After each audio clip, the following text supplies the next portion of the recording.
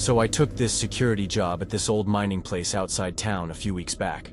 Hollow Creek Mining, it was called. The pay was real good, like twice what the gas station was offering. I needed the money bad after my truck broke down, so I didn't ask too many questions when they hired me on the spot. The company man, Mr. Reeves, told me they were fixing the place up to open it again after being closed for like 15 years. All I had to do was walk around every hour at night, check the buildings, and make sure nobody was messing around with the construction equipment. First 3 nights were boring as hell. Just me and my flashlight walking through these empty buildings. The motion lights would kick on whenever I walked by, making these weird shadows on the walls. I mostly just sat in the security office playing games on my phone between rounds. On the 4th night, I noticed something weird during my 2 a.m. check. There was this chair in the old break room that wasn't where it was before. I remember specifically because I had to move it earlier to check behind a cabinet. I figured maybe one of the day workers moved it, but it still felt strange. By 3 a.m., I found muddy footprints in the admin building that definitely weren't mine. My boots were clean, and these prints came from work boots with a different tread pattern. I followed them down a hallway, but they just stopped at this metal door. I tried the handle, but it was locked. When I got back to the security office, I started looking through some old files I found in the desk. There was this folder marked Incident Report, Confidential, that had newspaper clippings about an accident from 15 years ago. 3 miners, Zeke Farrow, Travis Dunn, and Mark Wilkins, died when part of the lower shaft collapsed. The company shut down after that. The weird thing was, when I checked the security cameras, they never showed anyone but me, yet stuff kept getting moved around between my rounds.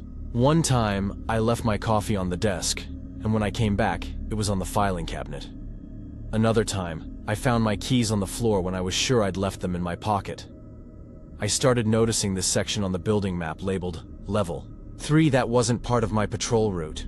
Mr. Reeves told me specifically not to go down there because it was unsafe and sealed off. But yesterday, I noticed fresh boot prints leading to the elevator, and the control panel showed someone had gone to Level 3. I waited till my shift was almost over, around 5 a.m. when it was still dark, and took the elevator down. It shouldn't have worked, but it did. When the doors opened, the air was damp and smelled like mold and something else I couldn't place. The hallway led to this big room where someone had been living. There was a sleeping bag, canned food, even one of those portable camping stoves. The walls were covered with the same newspaper clippings I found, plus a bunch of company documents with red marker all over them, connecting names and dates with wild lines. In the corner was this dirty mining helmet with "Property of Mark Wilkins" scratched into it. But Mark Wilkins was supposed to be dead, right? I heard footsteps coming from deeper in the level and ran back to the elevator. The whole ride up, I kept hitting the close door button, feeling like something was coming after me. This morning I called the office to quit. The secretary told me the renovation project was suddenly canceled. When I mentioned the room on Level 3, she got real quiet, then said that section had been welded shut since the accident and nobody could possibly get down there. I still have the security badge. Sometimes I think about going back, just to prove to myself what I saw was real. But then I remember the footsteps following me, and how the security cameras never showed anyone but me in that building, even when I wasn't alone.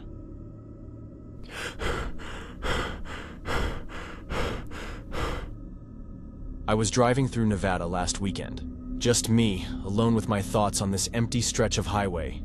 The kind where you don't see another car for maybe an hour. I had this job interview in Vegas I was heading to. Important one too. Could have changed my whole life. Then my car started, making this weird noise, like not just a little weird, it was bad. Started smoking from under the hood and everything. I pulled over, and man, the timing couldn't be worse. Middle of nowhere, sun going down, and guess what? No cell service, not even one bar. I remember thinking about my cat Jasper, back home. My neighbor Tina was feeding him, but she always gives him too many treats. Funny the stuff your brain thinks about when you're in trouble. I started walking. Didn't know which direction was better, so I just went forward. My boots were new, and they were already giving me blisters. Should have worn my old sneakers.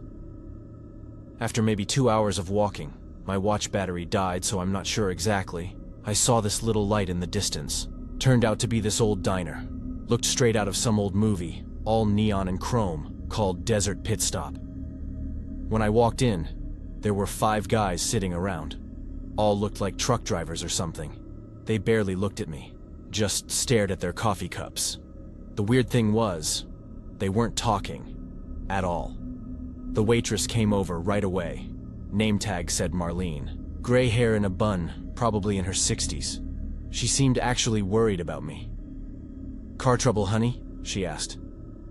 "You're the second one this week." She let me use the diner phone since my cell still had no service.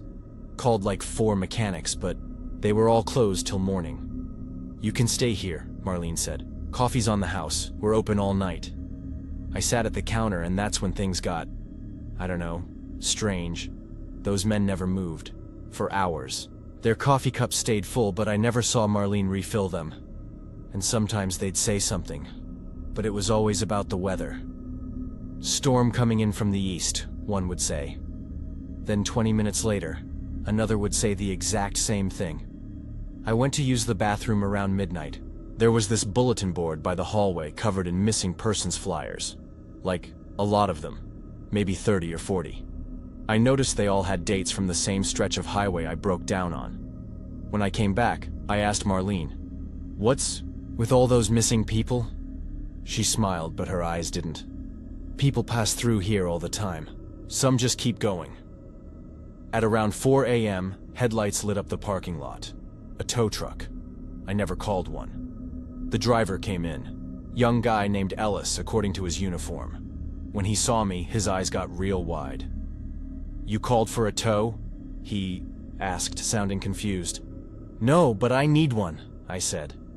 As we were leaving, he whispered, "Don't look back at them. Just keep walking."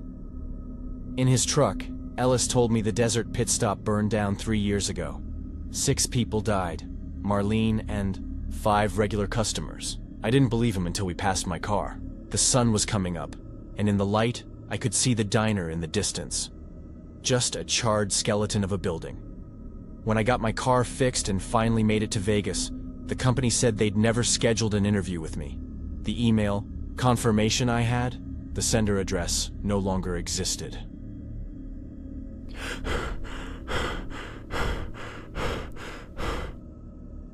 I never thought I'd end up in a place like Pinewood Hollow.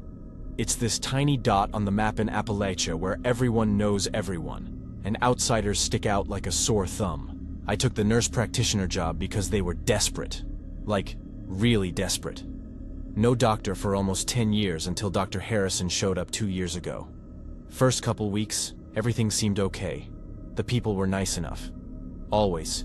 Talking about how Dr. Harrison was some kind of miracle worker. How he fixed problems doctors in the city couldn't figure out. I just nodded and smiled. Then I started checking our medication inventory one night when the clinic was empty. Something didn't add up. We had way too much fentanyl and other strong pain meds for a clinic our size. And the prescriptions in the files, they didn't match what patients were actually being treated for. I remember sitting there with the cabinet open, feeling this weird chill. The heating was broken that night too, which made everything feel extra creepy. When I asked Marla, our office manager, about it the next day, she got all fidgety. Started talking about the weather and how her son needed new shoes. Just completely changed the subject. That's when I started looking closer at patient records. Mr. Jenkins came in with arthritis pain, got better fast, then came back 3 months later with kidney issues. Mrs. Tanner's diabetes improved, then she developed nerve damage. Over and over, this pattern kept showing up. The blood work was what really got me worried. Numbers that didn't make sense. Things that should have been flagged but weren't. When I finally worked up the courage to talk to Dr. Harrison, he just smiled, all calm, leaning back in his chair. "Rural medicine requires creative solutions," he said. Like that explained everything. That night, someone broke into my rental house. Nothing was stolen. Instead, they left patient files on my kitchen table, files that weren't supposed to exist. I stayed up all night reading about pain threshold testing and tissue regeneration experiments. Next morning, Sheriff Dawkins shows up, says I'm fired because of community complaints. As I was throwing my stuff in my car, 3 different patients approached me. They pulled up their shirts to show identical surgical scars that looked nothing like the gallbladder or appendix surgeries their files claimed they had. "Please," one woman whispered. "Nobody will help us. Nobody will believe us." I drove away that day, but I can't forget those scars, or the look in their eyes.